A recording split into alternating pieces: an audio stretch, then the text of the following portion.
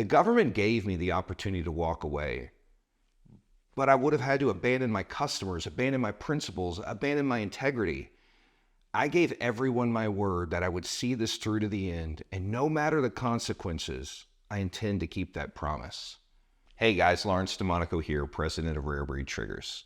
It's the end of another year, and there's so much to be thankful for. Family, friends, and good health are truly a blessing. But with that said, I'd be lying to say that there haven't also been some very trying times this year as well. Thankfully, a lot of that has been offset by those of you fighting along with me, and of course, the good people over at the National Association for Gun Rights, the only group that was willing to take up our cause. At the end of this short video, I'm going to ask that you join NAGR and make a generous donation, but first, let me make a case for that. This year, we secured a temporary restraining order and a preliminary injunction in our lawsuit against the ATF. The injunction made sure that all members of NAGR who own FRTs are protected from the ATF for the duration of this litigation, which of course has given a tremendous number of gun owners a moment of peace from the ATF's harassment. That of course is great news, and like each and every one of you, I couldn't be happier that we were able to make that happen. But while NAGR is working in the district court to turn that preliminary injunction into a permanent injunction, the ATF is appealing to the Fifth Circuit, so it's very clear the fight is far from over.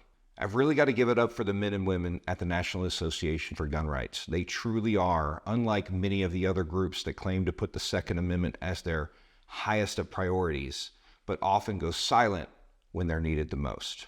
I know that it's impossible to help everyone all the time. But when cases like mine, Kyle Rittenhouse, Dexter Taylor, and others arise, it's disheartening to hear your calls for help met with silence. Now, sure, in many cases, it's simply due to a lack of bandwidth. As gun owners, we are under constant attack, and that can be exhausting, trust me. I get that on a very personal level. But what I'm talking about is how the big gun lobby distances itself from some of the fights that truly matter because they're afraid of the optics, the pushback, the media, and even in some cases, they're simply afraid of the possibility of losing the fight, so they don't bother to fight at all. It's inexcusable. I couldn't care less about gaining the media's blessing or their manufactured optics. To me, it's very simple. You either do the right thing or you don't.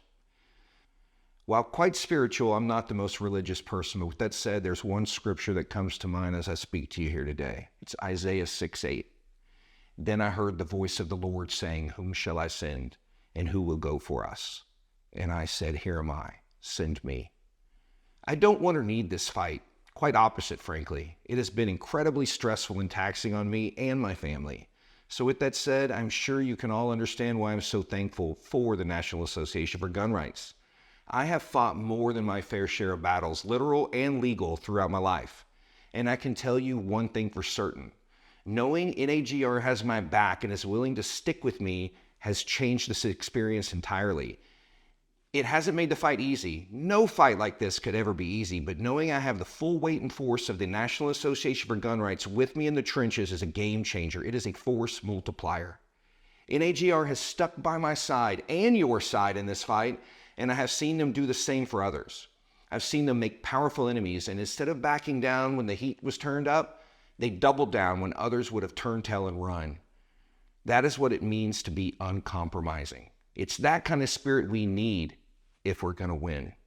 We are strongest when we fight together. We cannot forget that. We must not lose sight of the reality that our cause is a righteous one. We are not called to play it safe or throw our hands up. We are called to do what is right and to fight. And I believe that as defenders of the Second Amendment, if we stay steadfast, the light will eventually overcome the darkness. So here it is. Will you join me in the fight? Will you be a part of that minority that will stand up for those who can't? If that's not on you, I understand. It's a big ask, I get that.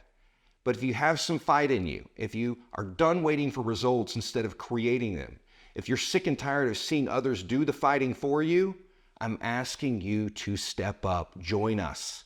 The ATF won't stop fighting until the court tells them that they have to. Well, we won't stop either, but the government has an unlimited budget to fight against freedom. We can't do it without your help. Sign up as a member today. Follow the link and sign up. And consider making a generous contribution to our lawsuit against the ATF. We need you in this fight. And Lord willing, together, we can win.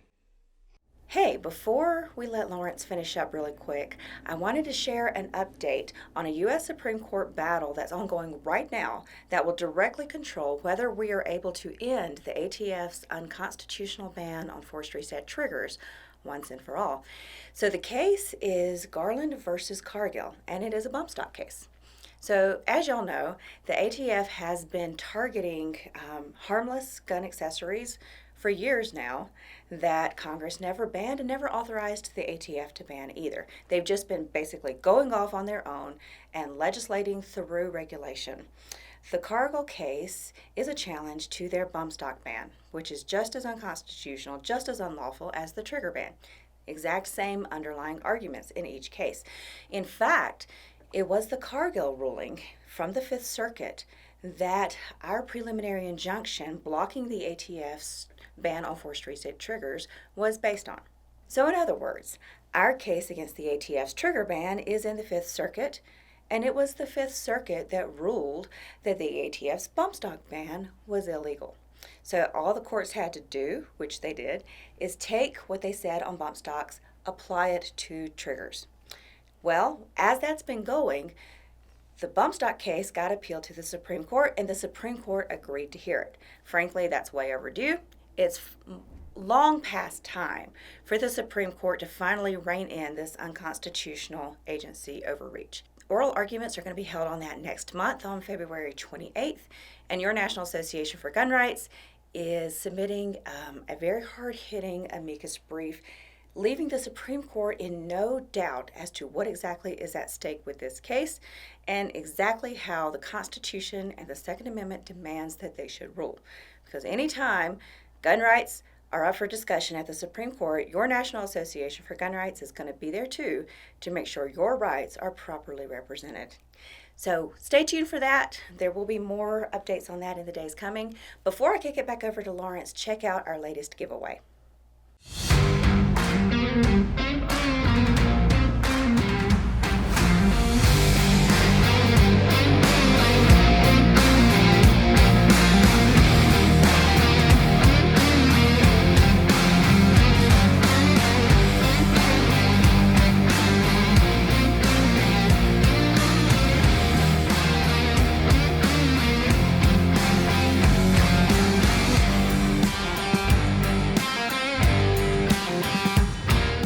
I'll be at SHOT in a few weeks.